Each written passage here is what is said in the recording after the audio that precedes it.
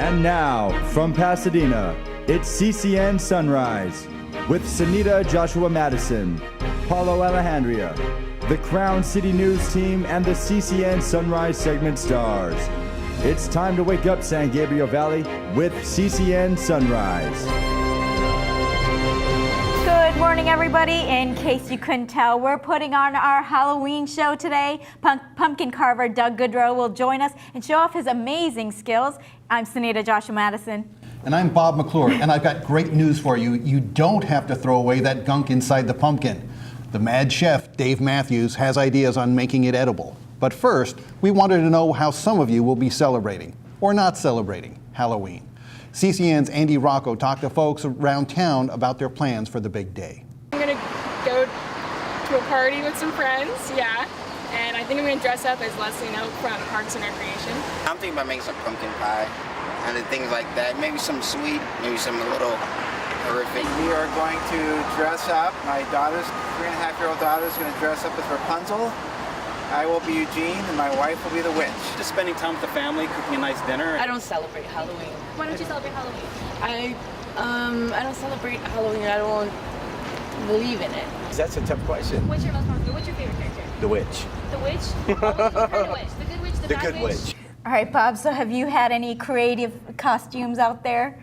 You don't think this is creative? You look very nice. Yeah. You know, one time, you know how it's all the rage for women to have their sexy outfits, like everything is, you know, sexy pirate and all that? Sure. So one year I was like, I'm gonna get myself a sexy outfit. My husband, you know, he kind of steered me over to one section, and somehow I became sexy Don King. I don't know if you can imagine that, and I'm probably dating myself on who Don King is. No, Picture it. I'm feeling a little nauseous, actually. Yeah. That just doesn't seem right. Those two words do not go together. It was kind of like that. So I'm gonna. What's wrong with your husband, for God's sakes? He was just like, don't do the sexy trend. All right. It was actually pretty fun. All right. I'll take your word for it. I was gonna wear it today. I just couldn't find the hair. But we're gonna get a little serious. Now it's time for the news with CCN's Paulo Alejandria. And now, CCN, Crown City News. Your neighborhood starts right now. Well, hi, Sehnita. Hi, Bob. And you guys look great. Fantastic, don't we? Psych. I mean, is this your idea of a sexy outfit, McClure? No, I wear this every Friday morning. I just forgot to take it. Yeah, I'm pretty scared. It's sexy time. Yeah, I'm pretty scared. Are you joining the Illuminati over here? Might be time to take this off, I think. Didn't want That to might be a good idea. y'all. Here's a look at some of the news headlines happening right here in the San Gabriel Valley. Police are looking into the death of a man whose body was found in Glendora. Just after 3:30 Thursday morning, Glendora police received a call about a body lying in the street. When police responded to the 1100 block of Sunflower Avenue near the 210 freeway, they found the body of an unidentified Hispanic male, dead from apparent gunshot wounds to his upper body. Detectives from the Los Angeles County Sheriff's Department are helping with the investigation. Police aren't sure what caused the man's death. The Los Angeles County Coroner's Office is looking into it. They're showcasing the latest trends in technology, design, science, and business. Innovate Pasadena held its Envision Summit at the Convention Center this past week. CCN's Tony Mead has the story. Hi everybody, I'm at the Pasadena Convention Center where Innovate Pasadena is hosting their first Envision Summit, introducing new technology trends for the future. Mayor Bill Bogart opened up Innovate Pasadena's first Envision Summit, commending the organization for their efforts in supporting economic growth, attracting and retaining new businesses, and developing jobs for the Pasadena community. Innovate Pasadena's co-chair Mike Giardello and investor and entrepreneur Scott Painter were some of the speakers informing people here about new technologies, designs, and developments in science and business. The goal of Innovate Pasadena is to build an economy in Pasadena, to strengthen our economy, to expand the number of companies here, to increase jobs based on science and technology and engineering. The Envision Summit's two-day event showed off interactive displays, new inventions, and educational workshops from prominent speakers. Organizers started the week off with Connect Week, hosting other organizations and businesses like Adobe and programs focusing on business development. we're going to be talking about the history of innovation as well as the future of innovation, and we're going to get to play with all of the gadgets that Adobe is bringing as well. Envision 2014 also presented a fast-pitch business competition and welcomed new companies to the community. Some here also had the chance to taste liquid nitrogen ice cream and purchase new products designed to keep pets safe. San Gabriel Valley Economic Partnership Business Development Manager Jennifer McClure says Pasadena has it all.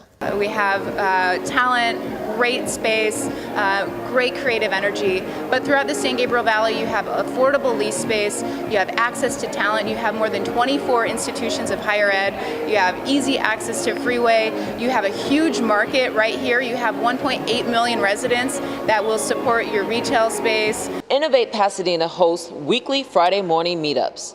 For more information, visit innovatepasadena.org. In Pasadena, Tony Mead, CCN. Nearly 300 people celebrated the completion of the first phase of Metro's Gold Line foothill extension from Pasadena to Azusa. The event took place at the future Azusa downtown station on Dalton Avenue. Dozens of local, state, and federal dignitaries stopped by for the completion ceremony. During the event, Metro unveiled a dedication marker and drove in the last of nearly 300,000 track clips of 28 miles of light rail track needed for the 11.5-mile project. The light rail now permanently connects the cities of Pasadena, Arcadia, Monrovia, Doherty, Irwindale, and Azusa. The $2 billion extension foothill extension project is being paid for mainly through Measure R, which voters approved in 2008. The Foothill Extension Construction Authority is trying to raise the final $1 billion for the second phase of the project, which will extend the track from Azusa to Montclair. And that's all the news for this half hour. We'll see you guys for the next one. Thanks for that, Paulo. And now for the Morning Buzz, Timothy Rutt, editor for the Altadena Point blog, joins us. He covers all things Altadena, but he knows plenty about what's happening around the world. So let's start with the terrorist attacks in Ottawa, Canada this week. You know, I think there's just this trend that we really can't specifically talk about. And it's this trend of extremists who are specifically Muslim and Muslim converts. And I think the hard part is we're not, you know, obviously we don't want to profile all Muslims and people from that faith, but they're obviously, you know, it is clearly obvious what's happening. Mm-hmm. Well, what can we do? What can we? I'm not sure what we can do. We basically have two kinds of terrorists we're dealing with. One of them is the more organized ones, such as ISIS, such as Al-Qaeda, who are usually overseas based, but that does not necessarily mean they're not going to have operations over here. They have operations over here. The other danger, I think, is what you might call the self-igniting jihadi. They were born here, they may have become converted, and are motivated either by internet contacts or by themselves to commit some kind of act of terrorism. The Ottawa incident may have been that. The gentleman who beheaded his coworker in Oklahoma was another one. This has been a trend that's going on, and that's that's kind of frightening as well. I don't know what we can do about that. Well, are we talking about it enough? I mean, you know, I know there was a big conversation out there in the media with Bill Maher and Ben Affleck, and you know, Bill Maher was saying we've got to look at the Muslim religion, you know, Islam, and see that some of the stuff is right in the religion, in the books, and we're ignoring that. Do you think we're ignoring that? I think you'll find that in every religion at some point. Some things that you sit here and read in 2014 and say, boy, that doesn't seem to make sense. And then you have people try to scramble and put it in some context that makes it relevant and or okay. And so you take that and superimpose on it, I think, the fact that we can have someone in Oklahoma, for example, trying to act out what they think is correct. And so we've got this thing where the borders between, well, this country or this religion, they're all over there in their place. Well, no, the borders are all blurred, and so we have quite a mixture. It's really hard to keep groups separate when people can do what they want anywhere. I think the main thing is, you know, when we're trying to get people to have a change of heart. You know, I know just locally the Pasadena Republican Party is going to have a forum on Sharia law. Mm-hmm. And I think to like paint this as something that, you know, is happening on U.S. soil, that Sharia law is coming here, you know, I think we need to separate these individual incidences from what is really happening here. And if we want Muslims to stand up with us to make this change, to call out the extremists, I think we need to bring them on board and not ostracize them. Well, I think there's nothing wrong with talking about Sharia law. I think that's kind of important because it will illuminate us in what we're dealing with around the world and overseas. I certainly don't, I don't see it happening in this country, but I certainly see that there would be ethnic enclaves in here where they would be following Sharia law on their own. Are our courts going to follow Sharia law? I just don't think as a structure we're going to be able to. I hope not, but but it's not unprecedented to do so. I remember the previous Archbishop of Canterbury in England a few years ago thought that they should perhaps have some Sharia law in sections of England which are largely Muslim, and I don't see that. I don't see having a separate form of law in a Muslim neighborhood. It's just not going to happen. It's not going to hold up in the courts, even if these neighborhoods do it. But we do need to move on to the next topic. Over at Fox News, one of the hosts caused a stir. It seemed like she was discouraging young women to vote until they get older and magically turn conservative. And I know they're talking. It was Kim Guilfoyle with the 5 over at Fox News, and she was saying, "Oh, the media is making a big deal out of what I said." But basically, she was calling out young women, saying, "You know what? They don't get it. They need to just go back to Match.com and Tinder and stick to those things and not worry their pretty little heads." That's I saw the whole thing in context, and it was a joke. It was plainly meant to be an exaggeration. I think the larger point she was trying to make, I think, is that young people are not involved. They're more, they are more self-involved in themselves, in their Twitter and their, Facebook and that sort of thing, and not really doing the hard work of figuring out what the issues are and what the candidates are like. I mean, really, that's kind of what in the previous presidential election, the whole Life of Julia thing was. It was really aimed at that generation, and said, isn't this, the government is going to help you in every phase of your life, and wasn't really a critical look at what that would mean. But there's plenty of adults who don't know what's going on. And you know what? They're not showing up to vote. So is the answer really trying to get women especially? I mean, it's very condescending what she said. Yes, the Tinder and Match might have been tongue in cheek, but it is discouraging them from getting out there versus encouraging people to find out about the issues. Is it discouraging them, or is it getting them angry to go out there and really, and prove her? I mean, I think what she was saying was intentionally provocative.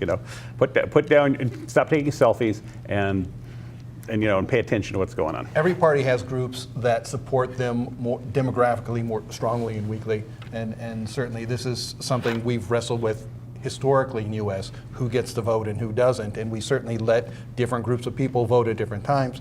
That's probably why this is such a sensitive subject, I think. The thing is, though, it's like all of a sudden, just because you're conservative doesn't mean you know the issues. There are plenty of people who know the issues and don't vote conservative. So I think if she magically thinks they're going to vote, and it's midterm elections, we got to get the young people out there. There's an old saying: if you're 20 and a liberal, if you're not liberal when you're 20, you have no heart. If you're not conservative when you're 40, you have no head. Well, we'll leave it there to see if that's the answer. Thanks for being here, Tim, and we're going to have you in our second half hour. Coming up, Representative Judy Chu can be found at events happening throughout the San Gabriel Valley. But did you know there's a challenger for her seat? Meet Jack Orswell next.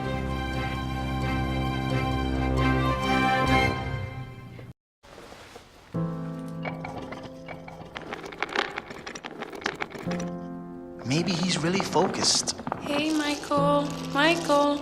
Maybe he likes spinning the wheels. Maybe he just loves trucks. Maybe he's just being a boy.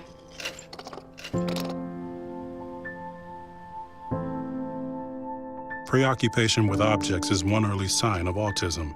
Learn the others today. The sooner it's diagnosed, the better. And now, CCN Crown City News. Your news, your neighborhood starts right now.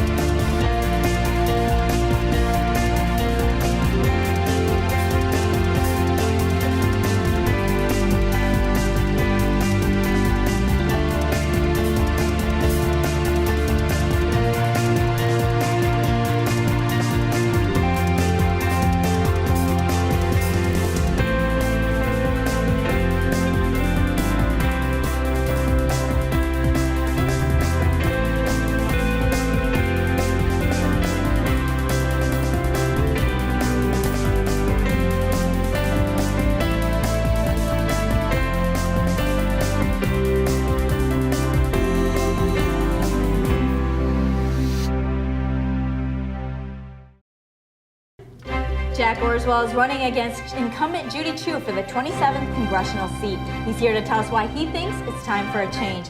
Now, Jack, in your last round with Judy Chu, you got a little bruise. It was 64% with Judy and about 36% with you. Why another round, and how do you think it will be different this time? Well, last in 2012, it was a presidential election, higher voter turnout. It's a midterm election. It's a lower voter turnout. And in crunching the numbers of those people who vote in the midterm elections, I have a much better chance this time. I have more experience. I've met a lot more people. We're better organized.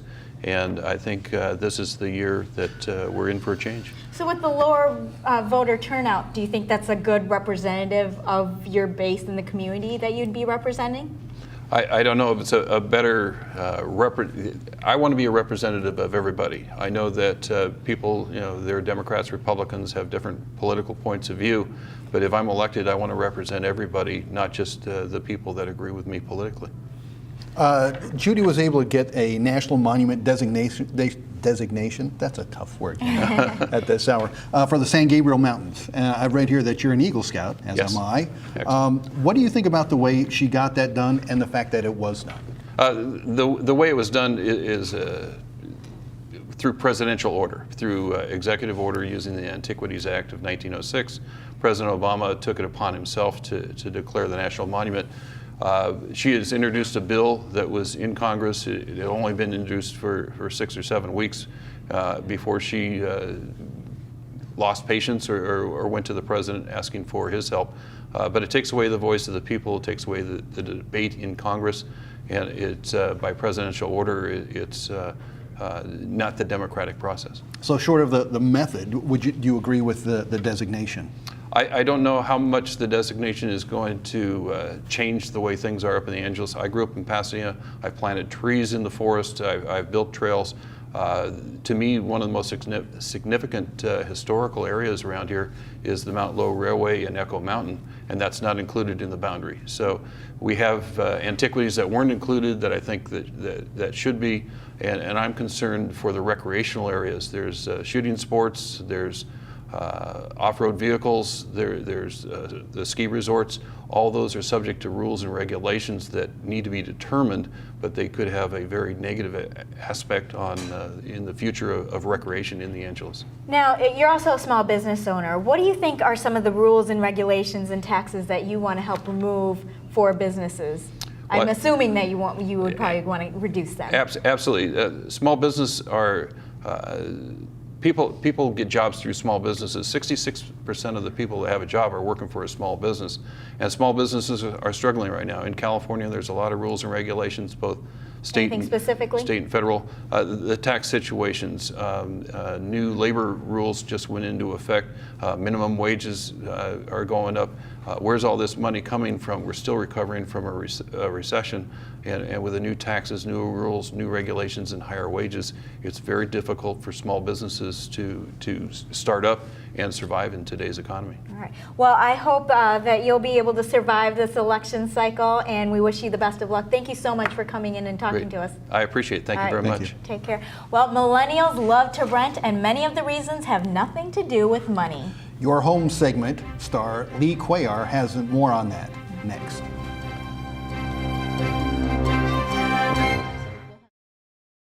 I think someone at my friend's school has this thing called autism. My friend's brother's son has autism. My neighbor's son has autism. My son has autism.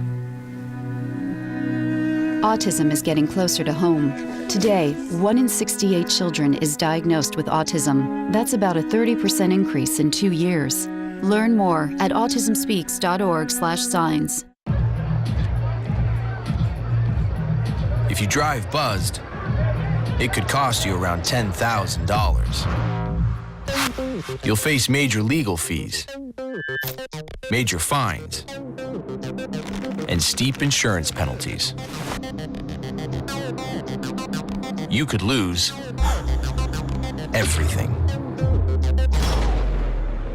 Buzzed, busted, and broke, because buzz driving is drunk driving. Home ownership for young people ages 18 to 34 is at an all-time low. Lee Cuellar is here with the Your Home segment to tell us some reasons why millennials prefer to rent, and it's not all about money.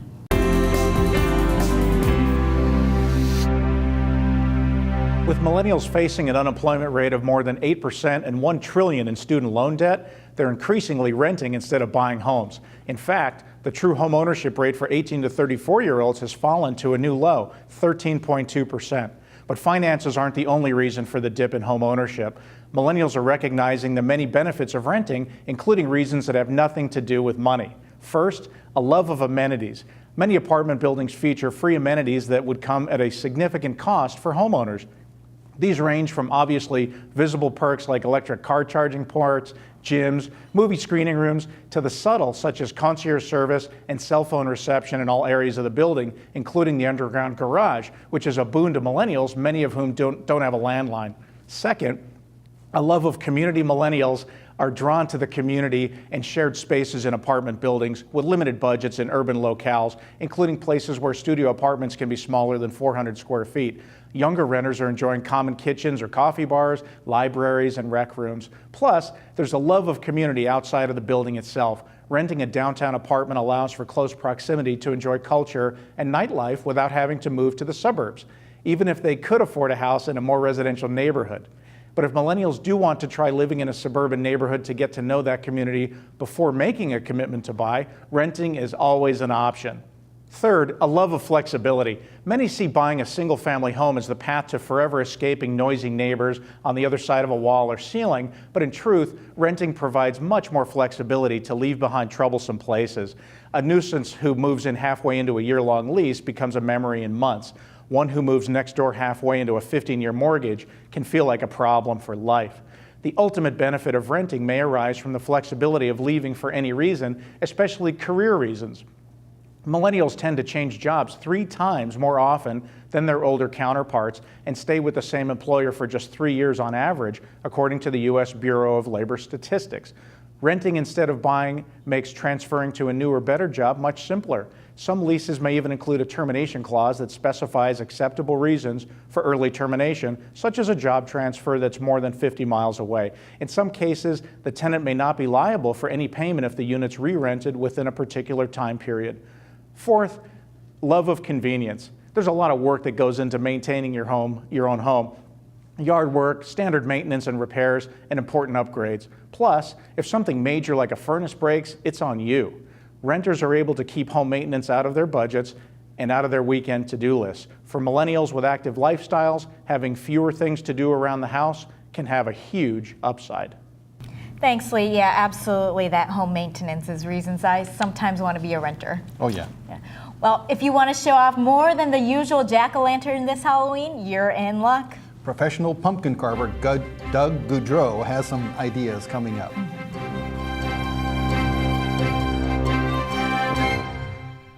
Enroll, we say, we want you to be okay. Enroll, we say, take care of people for goodness sake. There's a plan for every budget, so don't accept defeat. Now you can get covered and still buy me trees. You take care of your pets. Now it's their turn to take care of you. Visit getcoveredamerica.org to learn about your health insurance options.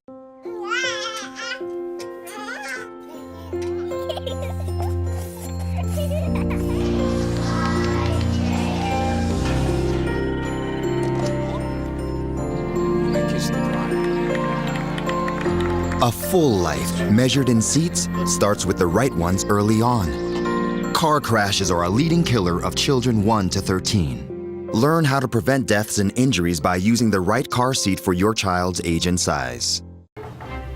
If you want your jack-o'-lantern to stand out from all your neighbors, Doug Goudreau from Peculiar Pumpkin Portraits has some ideas for you.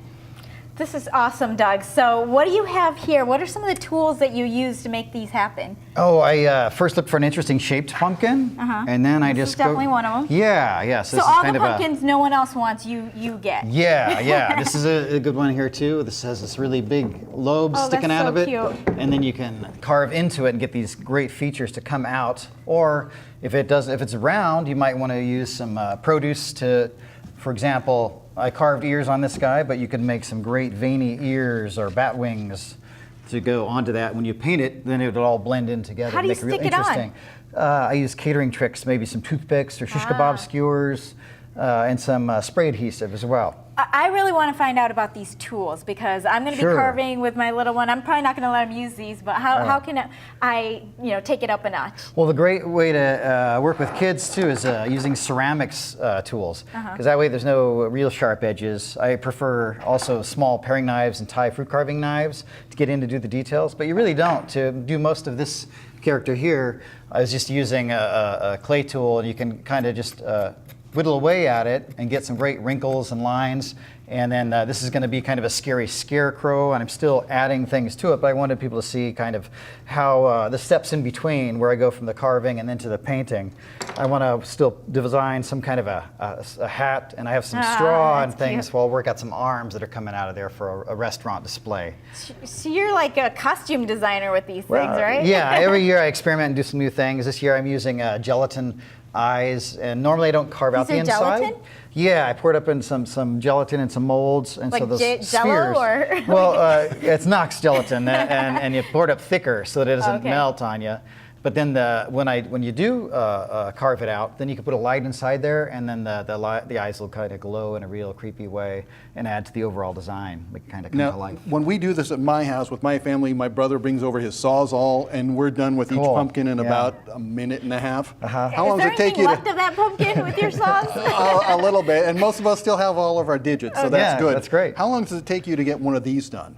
Some of the carving on something more elaborate like this, where I'm just kind of thinking as I go, maybe a couple hours. Something like a little typical hobgoblin that I might make. So cute. It would take about a half hour, maybe 5-10 minutes to paint it, depending on how much you want to do.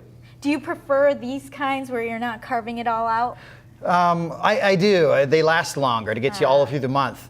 But something like this is fun, the more traditional jack-o'-lantern, where you just carve the etch away a little bit at the front, and then the light comes through, and then you can make some great, almost photographically real faces on there, and that's more negative carving, where you're taking away from the inside, and then the light comes through the thin parts, and then gives it a great eerie look to it as well. Well, I hate scooping it all out, so I'm going to try some of these Sure.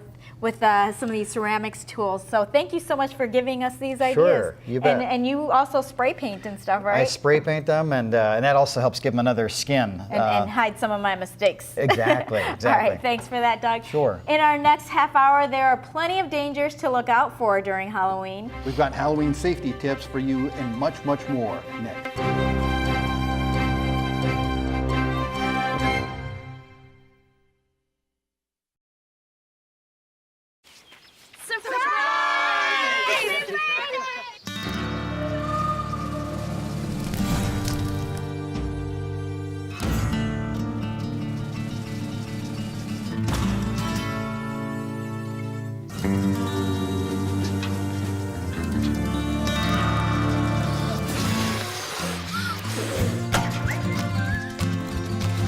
Preventing wildfires. That's all Smokey wants for his 70th birthday.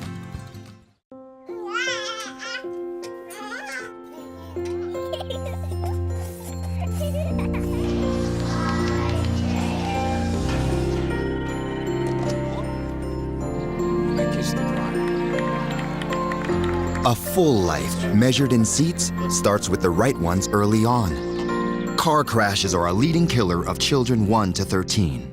Learn how to prevent deaths and injuries by using the right car seat for your child's age and size.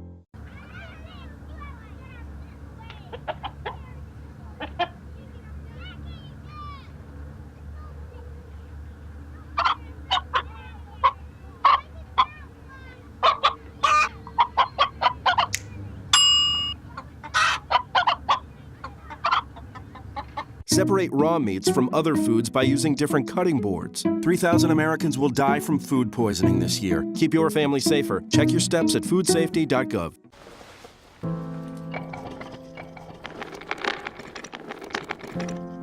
Maybe he's really focused. Hey, Michael. Michael. Maybe he likes spinning the wheels. Maybe he just loves trucks. Maybe he's just being a boy.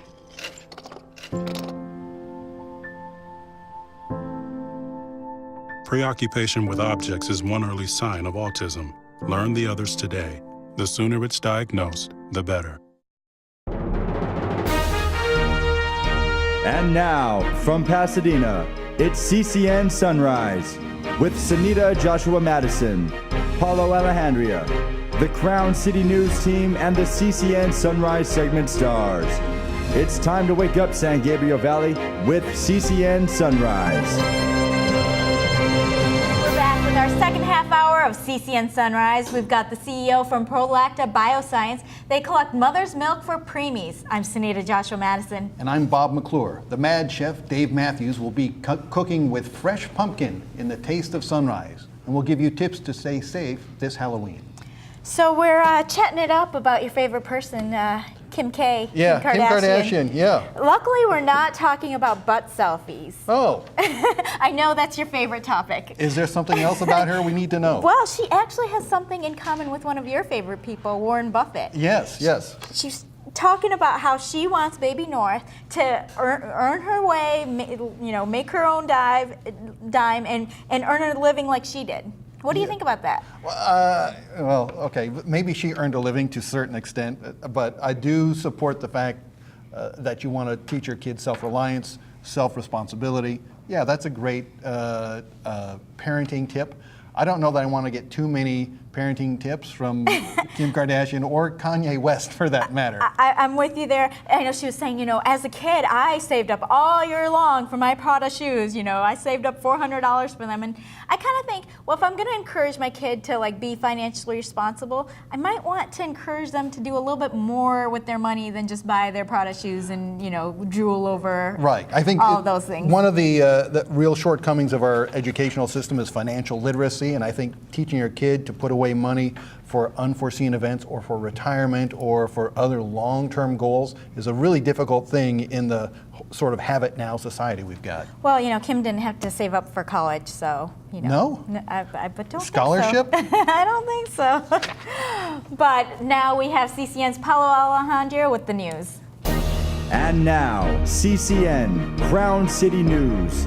Your news, your neighborhood starts right now. Hi, Sehnita. Hi, Bob. Hi, everyone. Here are some headlines making news right here in the San Gabriel Valley. Hundreds of people showed up this past week in Glendale for the Relay to Life event. Their goal, raise funds to help those with cancer. The event happened over a 24-hour period from 10 a.m. Saturday, October 18th through 10 a.m. Sunday, October 19th. The community fundraiser took place at Shoal Canyon Baseball Field on Glen Oaks Avenue in Glendale. 33 teams and nearly 800 walkers raised more than $53,000 for the event. Their theme was Time to Scare Away Cancer. Members of various teams took turns walking around the field and took part in fun and games and enjoyed plenty of food during the family-friendly event. A number of ceremonial events took place at each Relay for Life gathering, including a survivor's lap where all cancer survivors walk around the track while cheering their victory over cancer. Relay for Life started in May of 1985 when Dr. Gordy Klatt walked and ran around a track in Tacoma, Washington, raising $27,000 for the American Cancer Society. Since then, the organization has raised nearly $1 billion to fight cancer. If your ideal of a good time involves asking neighbors for candy and doing the Monster Mash in costume, well, then you're in luck because Halloween is just around the corner. There are, however, a few safety issues to consider besides looking out for ghouls and goblins. Here are a few safety tips from the Centers for Disease Control for all creatures of the night spooking around this Hallows Eve. While trick-or-treating, fasten reflective tape to costumes and bags to help drivers see you. Examine all treats and choking hazards and tampering before eating them. Limit the amount of treats you eat. Swords, knives, and other accessories should be short, soft, and flexible. And wear well-fitting costumes, masks, and shoes to avoid blocked vision, trips, and falls. And lastly, eat only factory-wrapped treats. Avoid eating homemade treats made by a stranger. For the CDC's complete list of safety tips, visit cdc.gov/family/Halloween. She beat out hundreds of other young ladies for the coveted title of Rose Queen. Mattison Triplett tells Crown City News how excited she is about her reign. The stage was set outside the Pasadena Convention Center Tuesday, October 21st, for the crowning of the new Rose Queen. The 2015 Rose Queen is Mattison Triplett.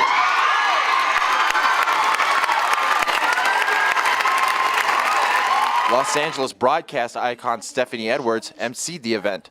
17-year-old Mattison Triplett, a student from John Marshall Fundamental High School, was named the 97th Queen of the Roses. Congratulations. Queen Madison's friends and family were on hand to witness her proud moment. You're tearing up over here, aren't you? Yeah! Big time. Because it's like, this is a big thing for our family, it's good. To have somebody represent not only the city that you live in, but represent your family just as well. It's a great thing, and we're very proud of her. It's going to be a very busy year for the new queen, filled with many appearances, including the 126th Rose Parade in January. Queen Mattison says she's very excited to take on her new duties during her reign. I'm extremely looking forward to every event, and I plan to cherish every moment that I have for these next 3 months. Queen Mattison added that she hopes to set a good example for all young girls out there who hope to one day be Rose Queens themselves. And that's it for the news. Back to you guys. Thanks for that, Paulo. And the retail business climate in Altadena is really changing. Timothy Rutt, editor of Altadena Point, is back in the Morning Buzz, and we're talking a little closer to home this time. Timothy, there's been so much happening in Altadena, and I know the City Council is making some changes. What are some of the things you're excited about? Well, excuse me. One of the more exciting things is that a Beverly Hills investment firm has come in the past couple of years and made some significant purchases. They purchased the complex of buildings at at Hill and Washington Street, which is in Altadena adjacent. It's in Pasadena. These are old brick buildings. They've been refurbishing them. They've been moving out some of the old rentals and putting in some new retail, particularly Lavender and Honey, which has been a very popular new coffee houses there. They moved in an Altadena business, Scissors Paper Rock, has moved into that. Greenbridge has also, more significantly and more close to home to me, has purchased the Webster's complex on Lake Avenue. Webster's has been there and it's been owned by the family for about 80 years. And Greenbridge has moved in. They've moved everybody out except Webster's Pharmacy. Webster's Pharmacy was purchased about 3 or 4 years ago by the Millers, Meredith and Michael Miller, who had also previously purchased the Fair Oaks Pharmacy in South Pasadena and turned that into a local thing over there. They now own the community pharmacy here in Pasadena or in Altadena. They are been doing some amazing things with it. The Greenbridge building, which they're in now, the building they're in, which is now owned by Greenbridge, again moved everybody out but the Millers. They're looking for particular kinds of businesses, but a new one's going to open in the next few weeks, we hope. Quickly, I wanted to ask you, because when the Walmart came in, they had a neighborhood market. A lot of people were saying, it's the death of all small businesses, and it's going to bring everything down. But they say that about every Walmart. I know, exactly. But that's not exactly happening. So it isn't. There was a feature story a few months ago in the public radio station, which was talking about the effect of business there. But so the businesses that were going out of business were like clothing and records. There's no record store in America that's doing well. And Walmart has nothing to do with that. Walmart has nothing to do with it, right? Businesses were failing that were going to fail anyway, that were not competing with the market. So it's really exciting there. We're going to move on. Did you see in the Pasadena Weekly, it was a report from the Center for Investigative Reporting, and apparently the police are now going to be collecting biodata. That's eye scans, voice recognition, DNA. It's kind of scary out there, and it's basically it's not just from people who are in jail or anything like that. It could be different encounters that we have with the police, and I just find this frightening. It's a whole trend that is very disturbing. I mean, not only that, but locally, our sheriffs here in Altadena, their cars are now outfitted with a license plate reader. They can go down in the street and read the license plates of all the cars that are parked. So so if you're having an affair against your husband or wife, they'll probably find out where you parked. It's just very scary to me that they're using this technology to collect all of this data that will record our movements and record who we are and who knows where this data is going to wind up. Well, people, you know, they would say, oh, you know, well, just don't get caught by the police doing something wrong. But you could be walking into the police station about any old thing, and who knows? Like, they're going to take my iris. I'm deathly afraid that, you know, they're going to have my iris on record, and then they're going to take out my eyeball to, like, you know, check in at the elevator. I've seen too many scary movies out there. How do you know they haven't done it already? That's right, in your sleep. This is a very important eyeball. It Yes, gets you places. okay. But I don't understand. Is this real freedom? I know, like, we have to pay a price for our extra safety, but this just seems too far. It does, and this has been a recurring thing probably since 9/11. Is that more and more incursions on our own personal freedom, justified by saying it's keeping us safer, and that's. You know, there's always, when the government overreaches, takes too much, there's always a good reason for it, and this to me is scarier than most. I know that in my business, managing money for people, I have to collect tons of data that's completely irrelevant in order to set up an account for someone, driver's license and various things that have nothing to do with the business at hand. And so there's clearly a reach, and this is just another example of, you could say Big Brother, but there's certainly a reach by the government to collect data. And you have two different color eyeballs, so you know they're even more so they could rare. take one and they wouldn't know who the other belonged to. You got them covered, right? That's why I am who I am. All right. Well, thanks for Timothy for being here and adding to this and telling us about those businesses. Thank you. It's been a pleasure. You're welcome back anytime. Thank you. Well, they collect mommy's milk for the most fragile newborns. The CEO of Prolacta Bioscience tells us all about their work coming up next.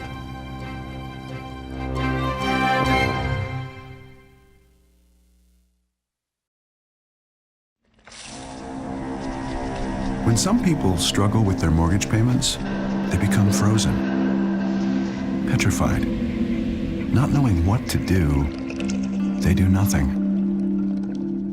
But the people who take action are far more likely to get the most positive outcome. Making Home Affordable is a free government program. Call now to talk one-on-one with a housing expert about the options that are right for you.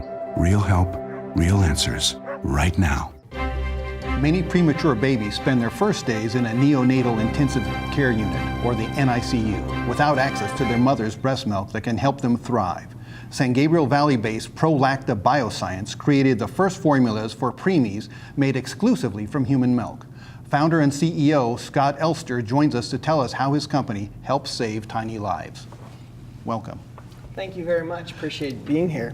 At Prolacta Bioscience, we are in the business of helping these premature infants. And these babies will fit in the palm of your hand. And we make a product that works with mother's own milk, out of human milk, to create essentially a protein shake for these very little fragile infants.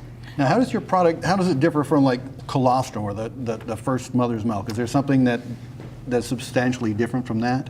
Well, colostrum is a higher protein product for the first couple days of life.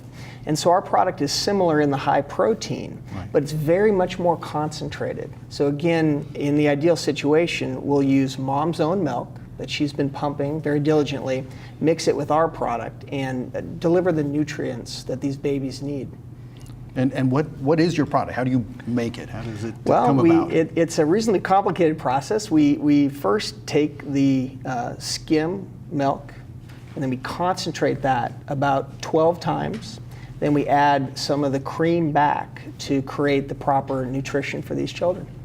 The cream back from the milk itself? From the milk itself, so it's all human milk derived. And is this all, are women or mothers donating directly to you, or how are you getting this milk? There's various ways they donate. They can donate through our partner hospitals. We have charitable relationships with Komen for the Cure and with Make-A-Wish. And we also have an option where moms can donate to us and get paid for their milk. Oh, so you do pay them for the milk. Is that across the board, or? We give moms an option. Okay. So some moms really want Komen, for example. They want their milk to go, and money goes to Komen based on how much milk they provide. Other moms choose to get the money themselves.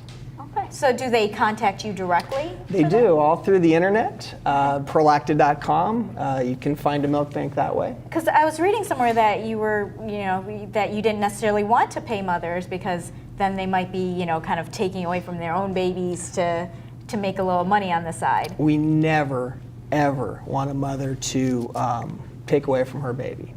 It's very important to us that that baby gets the food first, and then we get whatever's left over. So what we want is the moms whose refrigerators are so full that dad can't put ice cream in there. Need that ice cream, huh? Yeah, well, yeah, you don't want to make dad angry, for sure. How did you get started in this business? It seems very specialized, and you don't just start there. No, you don't. I was working with Baxter Healthcare in plasma fractions, and Baxter makes products that help people with hemophilia and other diseases. And I saw this opportunity with milk, and I said, it looks the same. And I always believed that the human body makes great stuff for the human body, and so when our products were replacing bovine products, I thought that would have benefit, which in fact they do. Well, I just love that you're based in the San Gabriel Valley and you have that great facility out there, and just amazing work that you're doing. So thanks for coming out here and telling us about it. Thank you so much for having me. I appreciate it. Thank you. Taking care of an older person can often be stressful. Mary Winters is up next to help us manage care for seniors. And Valerie Milano has the latest in entertainment next.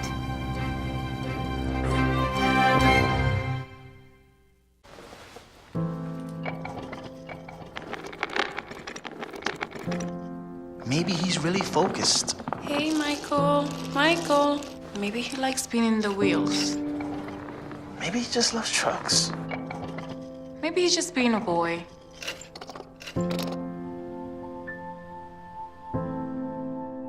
Preoccupation with objects is one early sign of autism. Learn the others today. The sooner it's diagnosed, the better. Managing the care for your elderly parent can be a job in itself. In her Senior Solutions segment, Mary Winters has tips on how to make it easier. Where do we even start, Mary? Well, coming up in November, we have National Caregivers Awareness Month. And I want you to realize how hard it really is to be a caregiver. So when we look at the statistics, it's absolutely incredible. 2 out of 5 adults in the United States care for another adult. And I was also shocked to see that over 1 million family members are taking care of our veterans, not just the veterans of all the wars, but only from Afghanistan and Iraq. So we have a lot of people in the game caring for others. And so what do you do to take care of yourself? I'm not even immune to the issues of caregiving as a gerontologist. When my parents have ended up in the hospital, it's overwhelming, it's stressful, you're fearful, you need to ask for help. So what do you do for yourself?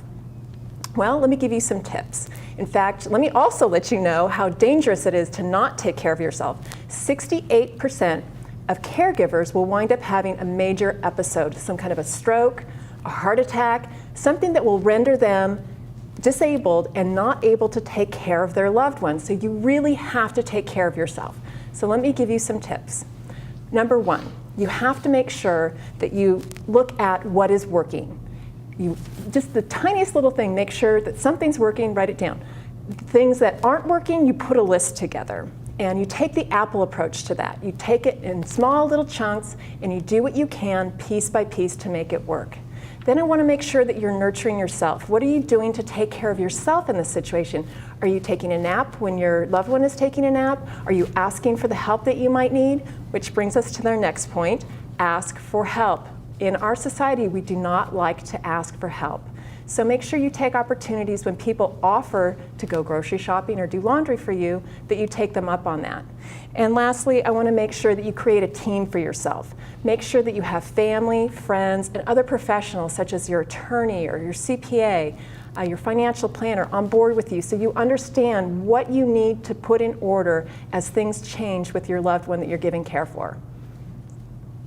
Mary, absolutely. There's so much, I mean, it's so consuming. So thank you for bringing light to this and letting people know they need to get help. It's difficult, and you have to, because if you're not any good to take care of somebody, or you're not well to take care of someone, who's going to take care of your loved one? Put your oxygen mask on first. There you go. That's what they say. Absolutely. Well, we're so excited to bring you a regular entertainment report here on CCN Sunrise. Our newest segment star, Valerie Milano of the HollywoodTimes.net, has the latest in Tinseltown.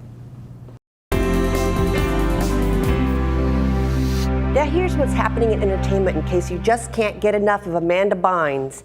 Now, she's not dead. Her rep actually had to come out and confirm that for us this past week, saying, quote, she joins the long list of celebrities who've been victimized by this hoax. She's still alive and well. Stop believing what you see on the internet. Actually, good advice, huh? The troubled actress has apparently dodged a big legal bullet for now. She didn't have to appear for her scheduled court date stemming from her last DUI arrest. Since the LA City Attorney's Office is still investigating. Now that we have some good news and some bad news, which would you like to hear first? Good news? Okay. The criminal defense attorney was able to get her driving privileges reinstated following her DUI.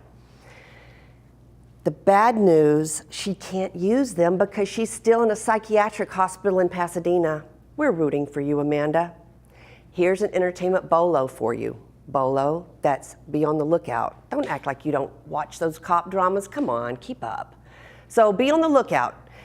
Mr. Dynamite, The Rise of James Brown, running exclusively on HBO starting October 27th.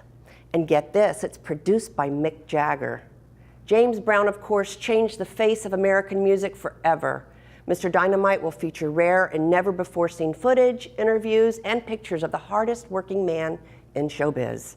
The movie follows Brown's journey from rhythm and blues to funk, and from his first hit, Please, Please, Please, in 1956. Oscar winner Alex Gibney directs. In the week that was, Breaking Bad's R.J. Mitty received some props at the Starlight Awards at Viviana's in downtown LA. The fundraising event honored philanthropists and other people with a bunch of money who help support the Starlight Foundation's, the Children's Starlight Foundation, which helps sick and hospitalized kids heal.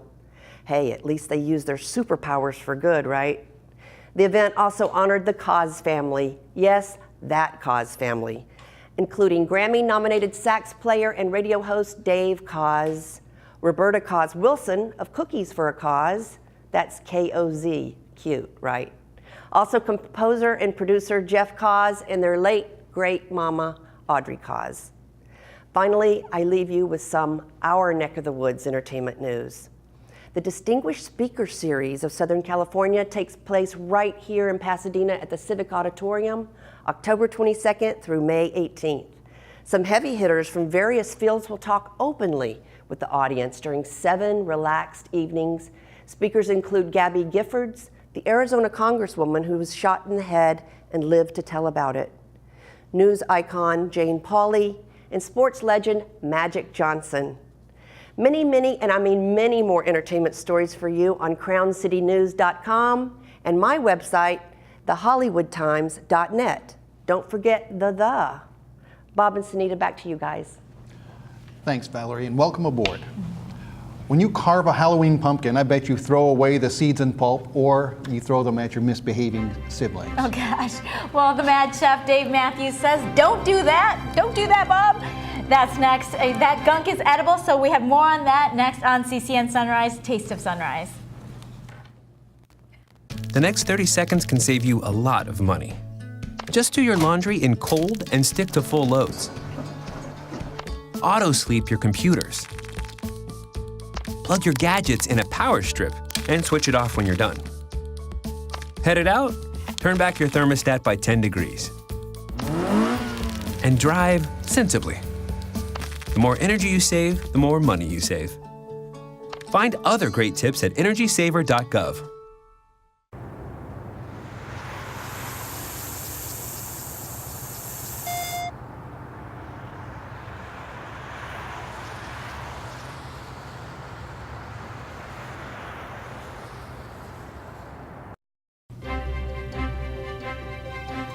If you throw away that goop inside the pumpkin after carving it, cut it out.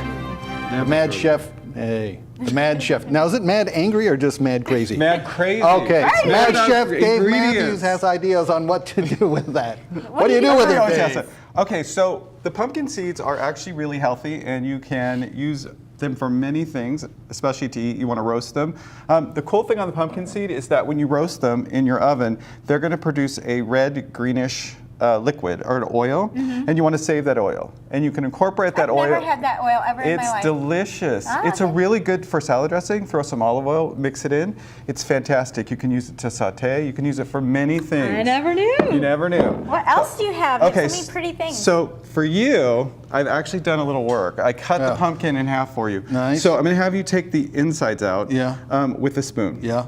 And that's all I want you to do is place it there. All right. So the hardest part is this Do I get pulp. to use a knife? You can use the knife if you like. Start Uh-oh. scooping. Do we need to stand somewhere else? I want to Okay, make that so the noise. pulp. This is probably the hardest thing because you got to take all the seeds out.